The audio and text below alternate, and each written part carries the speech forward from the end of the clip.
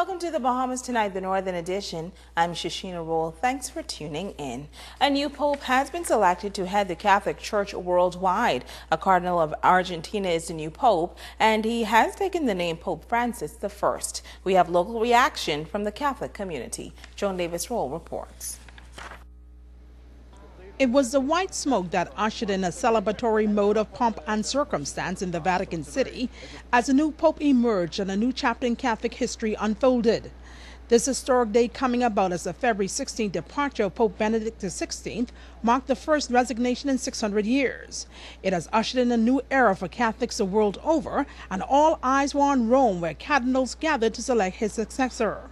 Back here at home on Grand Bahama, pastor of Mary Star Sea Catholic Church, Father David Cooper, says this is an exciting and historic time for the Catholic Church. The way this election has come about is alone revolutionary, because I think it was almost 700 years since we had this kind of circumstance. And that alone, I think, got more people interested, curious, predicting what could and what happened. And they had to really write guidelines for a Pope Emeritus. This is all new. And so in doing that, I think they were able to think ahead of the game to say, okay, there are other circumstances we didn't plan for or predict. And so that itself forced the church to grow or to expect more things. So that alone was a good, I feel. I think it was awfully humble of Pope Benedict to do what he did, knowing his own human weakness and whatever he had to deal with personally. You figure, I did my time. I think the Lord has used me sufficiently. So I'll move on. It takes a big man to do that. That's as big as it gets for us as Catholics. Father Cooper firmly believes that the new pope will have to be a reformer with a shepherd's heart. The church for many years now has been embroiled in controversy, several scandals, that sort of thing. Obviously, you want someone who's going to be able to face these critical issues head on. Yeah. But that's true. And I think for the most part, we have been upfront with it, where it obviously can be handled better, but that's not for me to say. But we are praying now. In fact, all of our masses is the mass for the election of a pope or bishop. So we're praying for the Spirit's guidance, even as they vote today, so that whoever is chosen will be the one God has put in place to do what has to be done for the church to come together. And that's certainly what we can hope for, that he is a pastor. Not just an administrator, but he's a pastor who is aware of the diversity of the church, the needs of each section of the church, and bring us all together. Father Cooper says with the emergence of a new religious leader comes the dawning of a new day for the Catholic Church. We will have stability. One thing you can say about us, there's a seamless transition of power, and certainly we anticipate that. But once the new Pope is in place, I think we're going to see some groundbreaking initiatives to kind of bring our people closer together. Joan Davis-Roll, ZNS Network News. A Bahamian has been appointed director of the New York Food and Agricultural Organization. The Director General of the United Nations Food and Agriculture Organization, or FAO, Dr. Jose da Silva, made the announcement. Sharon Brannon Haylock is the first Bahamian or Caribbean national to be appointed to head this office. Brannon Haylock joined the FAO in September 2002 and is amongst a group of some 12 Bahamians who work at the United Nations and are steadily making their mark on the world stage. The FAO, which is headquartered in Rome, Italy, is a specialized agency of the United Nations whose broad mandate is to achieve food security for all and to make sure people have regular access to enough high-quality food to lead active, healthy lifestyles. In other news, the Grand Bahama Police Department and the GB Port Authority have joined forces to better manage traffic on West Atlantic Drive and Adventurers Way. While the new road improvement project has been met with a level of disapproval, some are grateful for the change. Shakara Trott reports. Port officials have answered the call of parents and concerned motorists regarding the traffic flow problem in the area of the Freeport Bible Church Nursery and Preschool. For a long time, the busy street has been the scene of many accidents, but last month, changes were made with the hope of improving the level of safety on that street. We have parents, teachers who have been in accidents coming to dropping their children to school. This right here now, I was like, didn't know how to come on TV to talk about it, because I say, okay, I get them to do this. And now the people are complaining, but I understand why they're complaining, because they're still in fear. You know, you still have the same situation. Only thing is now you have that you only can turn left. Since coming here in August of 2012, I was made aware of a petition from the PTA parents administration trying to correct the issues of this of the corner, and it's just amazing the amount of accidents that I observed happening here. It became scary. I think the last one that I saw actually involved about 3 or 4 vehicles.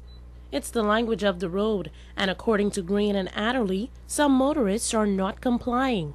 I sit in my office and I observe how many cars just do the U-turn, even though the signs are there. As an educator, we teach our children to follow rules, and I would really appreciate if adults will actually adhere to the rules, because our children actually learn from what they see and observe. We're glad that the problems have been solved, but what's happening is that the people are not really following the road signs. If you have a sign that says do not make a U-turn, why are you making a U-turn? Just 2 days ago we had an accident here, and the situation what caused the accident is the fact that the person made a U-turn. I know we Bahamians do not like change, but this is something that we're going to have to either work with, or the port authority is going to have to either put a roundabout here. Adderley adds that while they are appreciative of this effort, the change appears to be a quick fix, and they are now seeking other alternatives. I want to thank the police, the Royal Bahamas Police Force. I want to thank Mr. Emmerich Seymour for allowing Mr. Taylor to come out and show that they show their real concern for us. I want to thank the Port Authority also for trying to make an effort to at least feel our cry. Mind you, we would like some more. We're not being ungrateful, but we would like a roundabout or a blink. With 3 schools in the area, they are calling for traffic signs throughout the school zone. It was so rewarding to come and see the police officer actually conducting traffic. I haven't seen that continued, and I think it really makes a difference. And of course, it also made me feel safer with being on this road, and I think that is something that maybe the police can continue to try to be out just during the busy hours, like in the morning and in the afternoon when school starts and when school ends. Shakara Trott, ZNS Network News. Thank you, Shakara. Well, a 23-year-old male was arrested and taken into police custody, suspected of trying to smuggle cocaine into the United States. On Tuesday morning, officers of the Drug Enforcement Unit, along with U.S. Customs Border Control, acting on information, boarded and searched an American Eagle airline at the Freeport International Airport that was scheduled to depart for Miami. Police say 4 taped packages of suspected cocaine was found on the airline. Police are investigating this matter. Also from police, officers of the Drug Enforcement Unit, acting on information, discovered a .380 firearm and a quantity of ammunition in a plastic bag in the bushes on the northern side of Arden Forest Road. Police are appealing to members of the public to come forward with any information that can assist them in their investigation. You can contact them at telephone numbers 350-3107 or 8-911 or 919. The woman killed in that traffic accident in East Grand Bahama on Monday has been identified as 48-year-old Keva Williams Pickstock of Sunset Subdivision. The woman was driving a Hyundai Tucson when she reportedly lost control and crashed into pine trees east of the College of the Bahamas Northern Campus. Police believe speed may have been a factor in the fatal crash. Her death is classified as Grand Bahama's 5th traffic fatality for the year. Police on Grand Bahama are investigating an armed robbery and burglary in the Freeport area. Now, around 4:30 Tuesday morning, a man armed with a gun and wearing black clothing, gloves, and a mask entered a home on Sattler's Way. The gunman demanded cash, and when the homeowner resisted, the suspect proceeded to attack him. The armed suspect then fled on foot. Now, about 2 hours later, a masked man armed with a gun and dressed in black entered a residence in the Manawa Circle area and demanded cash from a male resident. The culprit reportedly made off with cash, a handbag, and an assortment of jewelry. Police are actively investigating both incidents. Stay with us. The Bahamas Tonight, the Northern Edition, continues right after this.